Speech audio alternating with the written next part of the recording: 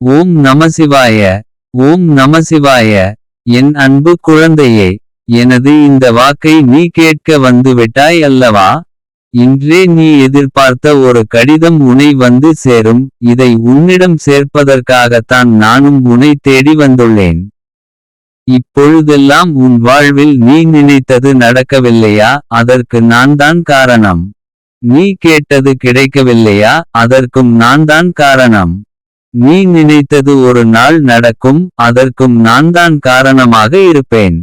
நீ கேட்டதும் உனக்கு கிடைக்கலாம். அதற்கும் சாட்சால் நான்தான் காரணமாக இருப்பேன். உன் வாழ்க்கைக்கு எது நல்லதோ எது உகந்ததோ அதை நீ கேட்டாலும் கேட்காமல் போனாலும் செய்து கொண்டே தான் இருப்பேன். ஏன் இன்றே கூட நீ எதிர்பார்த்து காத்திருக்கும் பதில் ஒன்று உன்னை வந்து சேரலாம். அதற்கும் நான்தான் காரணமாக இருப்பேன். நீ செல்லும் பாதையில் எல்லாம் உனக்கு நல்ல வழிகாட்டியாக நானே இருக்கின்றேன். நீ என்னை மனதார நினைத்து கொண்டு ஒரு செயலை செய்யத் துவங்கினால் அந்த செயல் சுலபமாக முடியும் வரைக்கும் நான் அதனோடு துணையிருப்பேன். நீ வேண்டியது உனக்கு கிடைக்க வேண்டும் என்றால் நாளையே நீ எதிர்பார்த்த பதிலும் நீ எதிர்பார்த்து காத்திருக்கும் முடிவும் நீ எதிர்பார்த்த கடிதமும் உன்னையே வந்து சேர வேண்டும் என்றால் ஒரு 5 விஷயங்களை நீ அறவே ஒழித்துவிடும். நான் இப்பொழுது கூறும் இந்த 5 விஷயங்கள் உன்னிடம் இருக்கிறதா என்று சோதித்து பார். உன்னிடமுள்ள நஞ்சை களைய வேண்டும். அச்சத்தை உடை தெரிய வேண்டும். பொறாமையை கை கழுவ வேண்டும். சினத்தை அறவே ஒழிக்க வேண்டும். வெறுப்பை வேறு இருக்க வேண்டும். என்ன அப்பா, இந்த குணங்கள் எல்லாம் என்னிடம் இல்லை என்றுதானே என்னை கேட்கிறாய்? இவற்றுக்கு எல்லாம் நீ சொல்லும் அர்த்தம் வேறு, நான் சொல்லும் அர்த்தம் வேறு. நஞ்சென்பது எது அளவுக்கு மிஞ்சினும் அது நஞ்சு. அதில் அதிகாரம், செல்வம், பசி, பேராசை, சோம்பல், பாசம், லட்சியம் எதுவானாலும் உனக்கு அளவுக்கு மீறி இருந்தால் அதுதான் நஞ்சு. சினம் என்பது நிலையாமையே ஏற்காதது. எந்த ஒரு நிலைமையும் நீ ஏற்காமல் ஓடிக்கொண்டே இருந்தால் அதுதான் அச்சம். அதை நீ மனதார ஏற்றுக்கொண்டால் அதுதான் சாகசம்.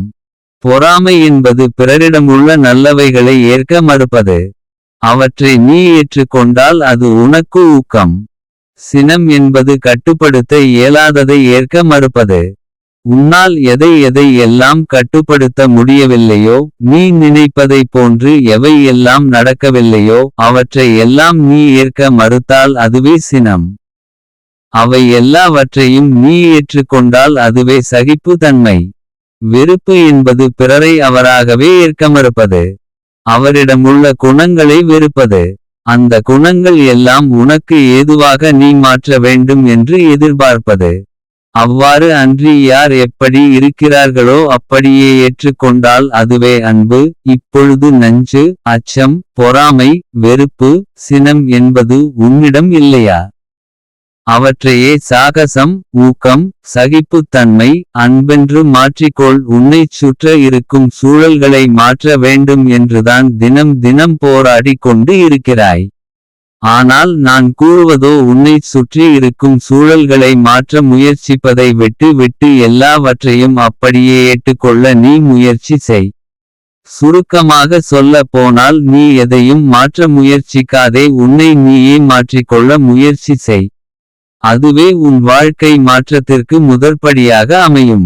நம்பிக்கையோடு இருந்தால் நல்லதுதான் நடக்கும். ஓம் நமசிவாய. ஓம் நமசிவாய.